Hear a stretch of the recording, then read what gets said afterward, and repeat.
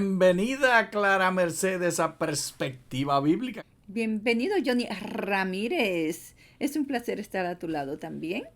Pues Clara Mercedes, estamos estudiando El mensaje de Hebreos, lección de escuela sabática, 8 de enero del 2022 y es la lección número 2. Oremos. Gracias te damos, Padre, por tus bendiciones, por tu amor, por tu bondad y la oportunidad que tenemos de estudiar tu palabra. Porque tu palabra es la verdad y tú eres la única verdad. Gracias por el amor que tienen nuestros corazones de estudiar tu palabra y bendice a todos nuestros familiares, amistades y ayúdanos a honrarte siempre. y bendice este estudio en los oídos de cada uno de los que participen, en el nombre de Jesús. Amén. Clara Mercedes, el propósito de Perspectiva Bíblica siempre es encontrar la manera de entender mejor la palabra de Dios en su contexto original para la aplicación al diario vivir de manera Práctica. Si la gente piensa de que la ley es lo más importante, como el Imperio Romano era, entonces hemos de entender qué características tenían esto, que influencien entonces la manera de escribir del autor del libro de Hebreos. Porque el autor del libro de Hebreos está hablándole a una comunidad bicultural. Por un lado están en la diáspora, y por otro lado son judíos. Bien sea en arameo o en griego originalmente, la mezcla de las dos culturas está clara en la forma de presentar lo que está trayendo ante el lector. ¿Estás lista a comenzar la aventura? Comencemos la aventura. Colonia Ulpía Traina es la que estamos viendo. Queda en la frontera entre Rumania y Bulgaria. Entonces nos vamos a Europa, allí donde estuvo, aquí está Italia, y el Imperio Romano. Esto era una parte importante e integral. Y aquí en este lugar han hecho una excavación, Clara Mercedes. Oye, Johnny, ahora que estoy mirando ese mapa, ¿puedes Sí. poner el mapa otra vez? Claro que sí. Por eso entonces es que Romania es, ustedes saben que las lenguas romances son 5 y el rumano es una de las lenguas españolas.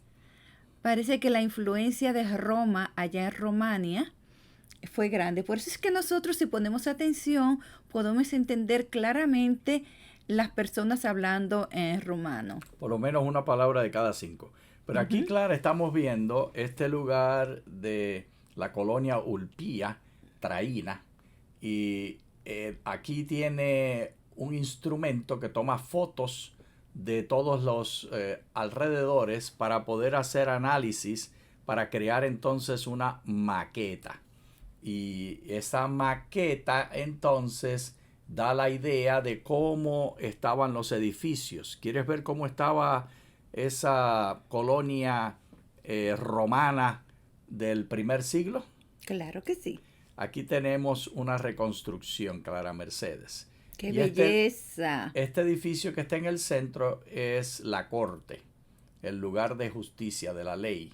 Y te das cuenta que es el más prominente de todos. Resulta que para los romanos todo estaba asociado a la religión también.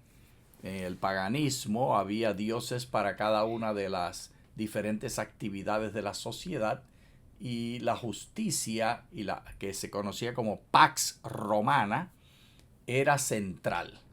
Hemos visto una maqueta de un lugar de justicia donde discutían los casos en la corte. Ahora vamos a ver una de las estructuras de la ley más antiguas en el Imperio Romano.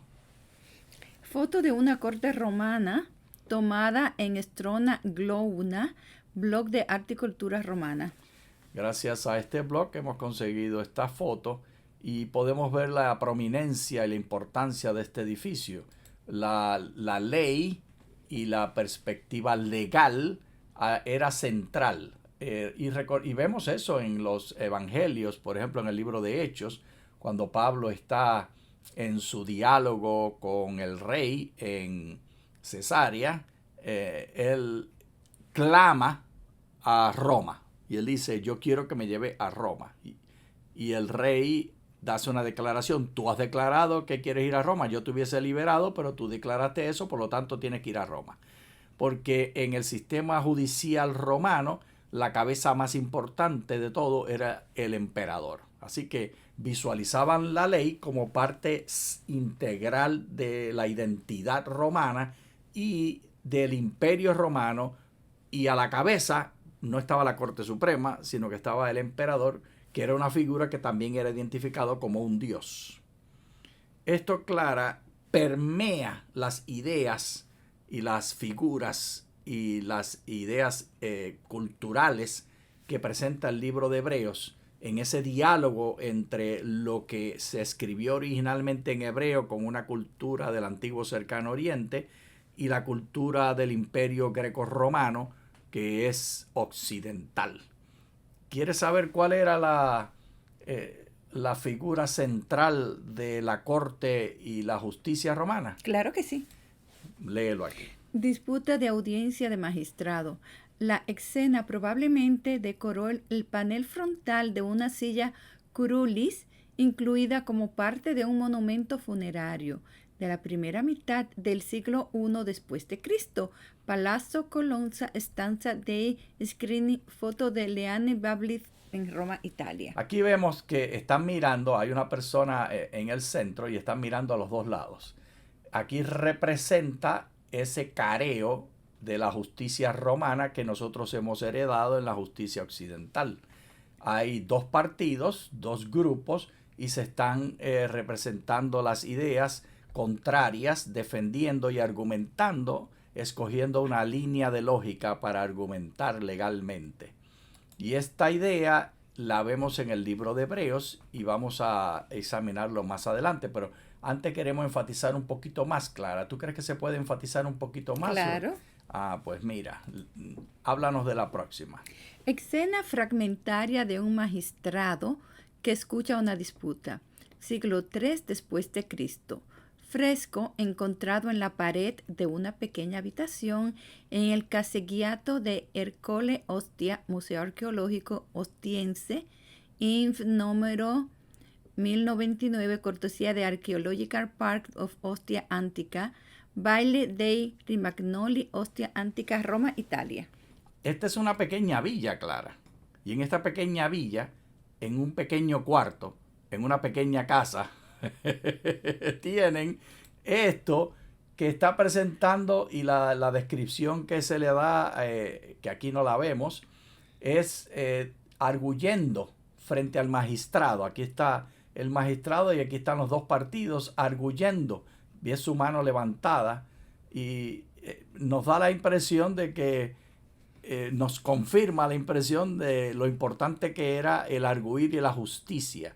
Si fuera un paralelo al presente, sería como descubrir arqueológicamente una de las casas en cualquiera de nuestras ciudades y encontrar algún póster Just Do It de Nike o algo por ejemplo, que está decorando las paredes de ese cuarto.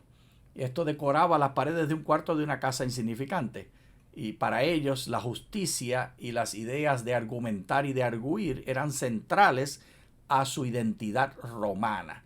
Y esto lo vemos en el Evangelio y lo vemos también en las epístolas y particularmente en el libro de Hechos. Por ejemplo, en el caso de Pablo, cuando él tiene el diálogo con el carcelero, que es el ejecutivo romano que lo ha tomado prisionero y que está encargado de cuidarlo, y le dice, yo soy ciudadano romano, me vas a dar una golpiza. Y se asustó el hombre y entonces le pregunta, ¿y cómo tú adquiriste la ciudadanía? Y Pablo le dice, no, yo no la adquirí, yo nací con ella. Semejante, Clara, tal vez a las ideas de muchos en el mundo y la ciudadanía americana y la imaginación de la justicia de la realidad y de la sociedad americana. Y también comparado con Puerto Rico, porque muchos no se dan cuenta que tú eres americano por nacimiento, porque naciste en Puerto Rico. Así como Pablito. Así como Pablo. Sí. Pues la realidad esta, seguimos desdoblándola en este nuevo ejemplo arqueológico. Petronianus argumenta un caso ante un magistrado. Se encuentra en el sarcófago de C. Valerius Petronianus del primer cuarto del siglo IV después de Cristo, cortesía del Museo Arqueológico, foto de Liane Babli, Milán, Italia. Aquí está entonces el magistrado que va a elevar el juicio, y aquí están los dos que están arguyendo, que están presentando su caso para que se pueda decidir si hay culpabilidad o no y cuál sería el castigo, si hay culpabilidad o inocencia o la restitución que haya que hacer.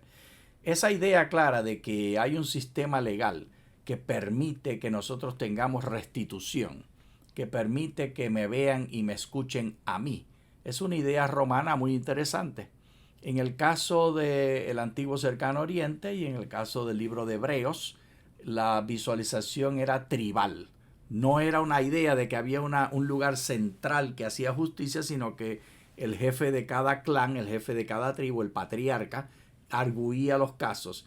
Y cuando había ciudades, entonces se reunían esos patriarcas de los diferentes tribus, de los diferentes clanes, de las diferentes familias, a la puerta de la casa. Y allí se decidían las cosas que no se habían decidido. A la puerta de la casa no dije, a la puerta de la ciudad, a la entrada de la ciudad, en el muro donde esté el portón de entrada. Y esto lo vemos, por ejemplo, en el libro de Ruth.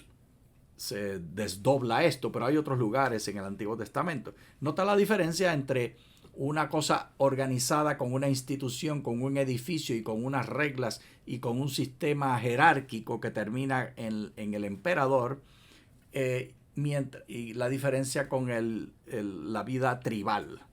Obviamente, cuando se hizo Israel una nación con rey, el rey sí tenía la última palabra, pero eso no quitó el sistema de las ciudades, lo que se fungieron las dos, pero no había un lugar donde se hacía la justicia en cada ciudad. Al contrario, había en Israel ciudades de refugio. Y son dos ideas muy diferentes. Las ciudades de refugio en Israel asumen la inocencia de todas las personas hasta que no sean involucradas en un juicio y nadie les puede hacer nada. En el caso romano, a la vez que tomaban a la persona presa, si no era ciudadano podían golpearlo. En el caso de Israel, en las ciudades de refugio, cualquier persona que fuera, no importaba su origen, extranjero o ciudadano o lo que sea, tenía acceso a esta realidad. Suficiente de esto, vamos a ver entonces para Hebreos qué implicaciones tiene esto. Para los hebreos Jesús es, porque ¿a cuál de los ángeles dijo Dios jamás, Hijo mío eres tú? Yo te he engendrado hoy y otra vez yo seré para él padre. ¿Y él será para mí hijo? Otra vez, al introducir al primogénito en el mundo dice, adórenle todos los ángeles de Dios. Y de los ángeles dice, él hace a sus ángeles vientos y a sus servidores llamas de fuego. 3 ideas por lo menos podemos rescatar claras de estos textos de la presentación de quién es Jesús. Lo primero que vemos es que en la preocupación de la argumentación que está llevando a cabo el libro de la Carta de los Hebreos, el autor, que pensamos que fue el apóstol Pablo, pero no importa quién haya sido, pues él está trayendo a colación la persona de Jesús, y la primera descripción que hace es comparándolo con los ángeles. Y entonces en el proceso de comparar a Jesús con los ángeles, no dice que él no tiene ángel, que él no es un ángel y que no tiene características de ángel, al contrario, él describe que él es un siervo, él es el primogénito del mundo, y como los ángeles son siervos, él es siervo, pero también es algo más, porque entonces compara, él es un ángel diferente, él es un ángel que le adoran. Así que es Dios. Este diálogo del libro de Hebreos es parte del diálogo de la cristiandad. ¿Quién es Jesús y qué relación tiene con la divinidad? Sigue leyendo. Mientras que del Hijo dice, tu trono, oh Dios, es por los siglos de los siglos. Cetro de rectitud es el cetro de tu reino. Amaste la justicia y aborreciste la iniquidad, por lo cual te ungió Dios, el Dios tuyo, con aceite de alegría más que a tus compañeros. Así que Jesús es un compañero, es uno de los ángeles, en atributos y en características de su liderazgo y de su ministerio de servicio, pero es diferente a los demás porque él ha sido ungido. Y me encanta, Clara, que la primera declaración de cómo fue ungido es con alegría. Aceites de alegría. Aceites de alegría. Esto es precioso porque nos recuerda ese espíritu del cercano oriente, tanto del antiguo como del presente, que siempre hay alegría.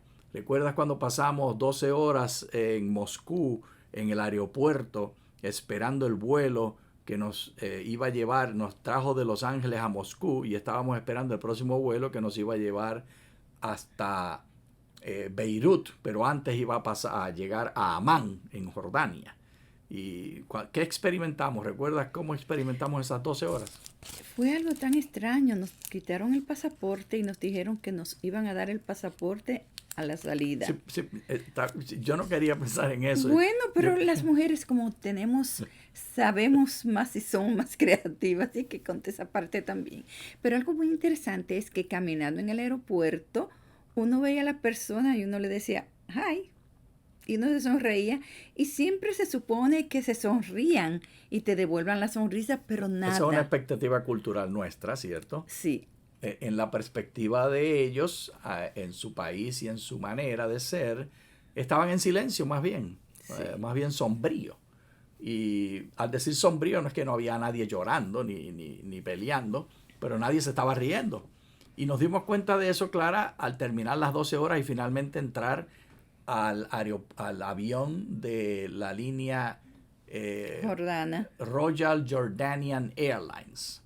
¿Y qué pasó? ¿Qué sentimos a la vez que entramos allí? Se estaban riendo las aeromosas y era una bulla y una risa. Yo dije, ven acá. Como que yo encontré estos radios, pero ¿qué está pasando? Y entonces pude ver la diferencia. Digo yo, ay, Dios mío, se están riendo, qué alegría. Johnny, y eso es muy interesante porque ¿sabes qué? Que ahora que leímos esto del vino, del jugo de la alegría, hay un verso en la Biblia también que dice, venido para que tengan vida y la tengan en abundancia. Dios quiere que seamos felices. Y el mismo contexto que se describe aquí, Clara. Tu trono, oh Dios, es por los siglos de los siglos, cetro de rectitud, es tu reino. Y entonces léete el verso 9 de nuevo para que volver a este. Amaste la justicia y aborreciste la iniquidad, por lo cual te ungió Dios, el Dios tuyo, con aceite de alegría más que a tus compañeros. Entonces el ministerio de Jesús no es un ministerio sombrío y no está enfatizando aspectos legales, está enfatizando alegría relacional. Nos habla de las características, nota que dice compañeros, las características relacionales. Y el Dios nuestro es un Dios relacional que quiere tener, nos ha amado. Y el amar no es una cosa legal, es una cosa de relaciones. Ni una cosa que va por el aire, así, sí. Es un amor de verdad. Entonces léete ese amor de verdad en el verso 10 y 11. Y tú, oh Señor, en el principio fundaste la tierra y los cielos son obras de tus manos. Ellos perecerán, pero tú permaneces. Todos ellos se envejecerán como un vestido. Como a manto los enrollarás y serán cambiados como vestido, pero tú eres el mismo, y tus años no se acabarán. ¿Y a cuál de sus ángeles ha dicho jamás, siéntate a mi diestra hasta que ponga tus enemigos por estrado de tus pies? ¿Acaso no son todos espíritus servidores enviados para ministrar a favor de los que han de heredar la salvación? Así que el aspecto relacional y la alegría de esta relación son resaltados por el autor. Y le está diciendo a todos estos hebreos que están en la diáspora, que están esparcidos, tengan confianza que este Jesús es un ángel. Ese es el primer nivel que está presentándolo. Y es un ángel que está especial a todos los ángeles, que ha sido ungido. Y es un ángel que ha sido ungido para un ministerio de servicio para los que heredan la salvación. Y es en alegría que lo está haciendo. No es en temor y en condenación. Y este ungimiento de alegría caracteriza y define al Señor Jesús. ¿Y cuál es el próximo paso de quién es Jesús? Jesús es nuestro defensor. Por tanto, puesto que los hijos han participado de carne y sangre, de igual manera Él participó también de lo mismo para destruir por medio de la muerte al que tenía el dominio sobre la muerte, este es el diablo, y para librar a los que por el temor de la muerte estaban toda la vida condenados a la esclavitud. Porque ciertamente Él no tomó para sí a los ángeles, sino a la descendencia de Abraham. Ahora desdobla el autor unos colores preciosos, porque nos está diciendo, si bien es cierto este personaje Jesús pertenece a las cortes celestiales y ha sido ungido con óleo de alegría y es para servirnos, pero tengan claro, Él no escogió quedarse con los ángeles en la gloria celestial, sino que Él escogió a la descendencia de Abraham, a todos los que estaban leyendo. Y por supuesto en otras cartas Pablo ha dicho que los gentiles también somos descendencia de Abraham por el bautismo y por la fe. Y este Jesús es nuestro defensor porque está con nosotros y nos acompaña a nosotros. Nos escogió a nosotros y nos va a sentar en su trono, Johnny. Ciertamente. Sigamos leyendo quién es este Jesús defensor. Sin embargo, el pueblo rehusó escuchar a Samuel y dijeron, no, más bien que haya rey sobre nosotros. Entonces nosotros seremos también como todas las naciones. Nuestro rey nos gobernará, saldrá al frente de nosotros y llevará a cabo nuestras batallas. Qué triste, Clara. El autor de la lección, nuestro amado doctor Cortés, está trayéndonos a colación el hecho de que si bien Jesús escogió estar con Israel y al escoger estar con Israel está escogiendo estar con nosotros, Israel es solamente un vehículo de invitación a todos, como se le indicó a Abraham en las Escrituras, en el capítulo 12 del llamado de Abraham, que será bendición para todas las naciones. Así que Israel nunca fue el fin, ellos eran un medio, y es para todas las naciones de la tierra. Entonces él nos dice, el autor, que Israel no actuó todo el tiempo así, no aceptó esa mediación y ese ministerio y esa alegría y esa unción de alegría, sino que ellos dijeron queremos tener rey. Y eso es bien importante, Johnny, porque muchas personas piensan que todas estas bendiciones son solamente para el pueblo de Israel, porque ellos son los escogidos de Dios y para nosotros no nos toca nada. Pero ellos fueron escogidos para escoger. Son como trompetas.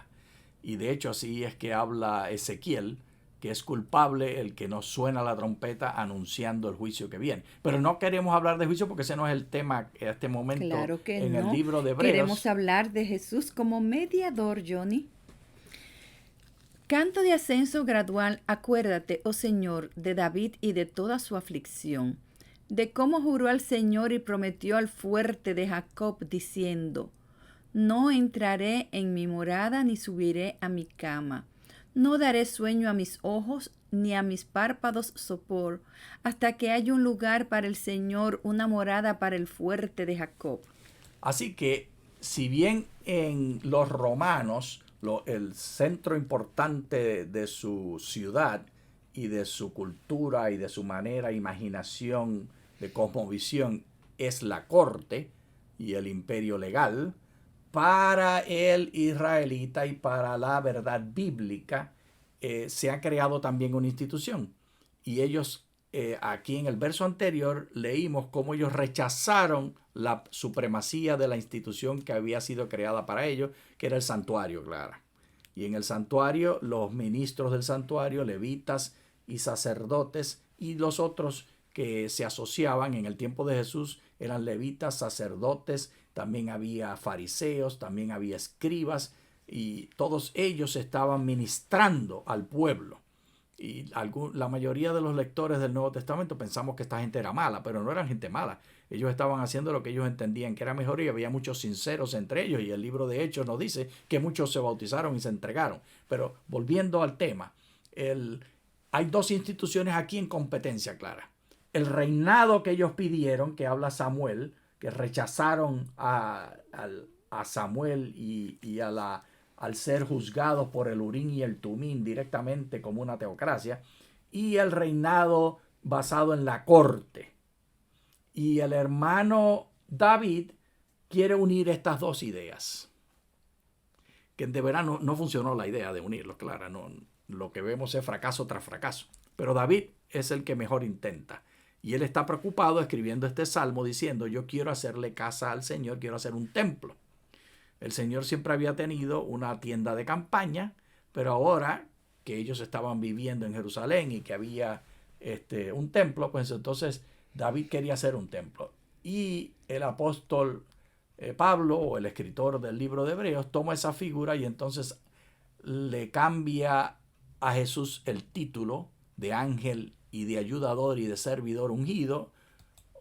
¿Cómo lo llama ahora? Mediador de un mejor pacto. Y esto me encanta, Johnny, este nuevo pacto, porque reprendiéndoles dice, he aquí vienen días, dice el Señor, en que concluiré con la casa de Israel y con la casa de Judá un nuevo pacto. No como el pacto que hice con sus padres en el día que los tomé de la mano para sacarlos de la tierra de Egipto, porque ellos no permanecieron en mi pacto y yo dejé de preocuparme por ellos, dice el Señor. Porque este es el pacto que haré con la casa de Israel después de aquellos días, dice el Señor. Pondré mis leyes en la mente de ellos y en su corazón las escribiré. Y yo seré para ellos Dios, y para mí ellos serán pueblo. Nadie enseñará a su prójimo, ni nadie a su hermano diciendo, conoce al Señor, porque todos me conocerán, desde el menor de ellos hasta el mayor, porque seré misericordioso en cuanto a sus injusticias, y jamás me acordaré de sus pecados. Gloria sea el nombre del Señor. Él es mediador de un mejor pacto, Clara Mercedes, porque en este pacto Él representa al humano y Él, siendo rey y siendo sacerdote, cumple las dos funciones, además de ser nuestro siervo. Qué dulce tener a Jesús en este nuevo pacto. ¿Tú abrazas, Clara, esta invitación de aceptarlo porque Él no se acuerda jamás de nuestros pecados más y lo que quiere es construir en nuestra mente un carácter de justicia, dándonos la mente de Cristo, para que la ley esté escrita en la mente y en el corazón y no más esté la ley condenándonos desde fuera? ¿Tú aprecias eso? Aprecio eso y lo abrazo. Aleluya y Gracias, amén. Padre, por tu amor. Así que la invitación que hacemos hoy con el autor de nuestra lección y con el propósito de servir a Dios es que abracemos la idea de que Jesús es nuestro mediador. Muchas gracias. Muchas gracias.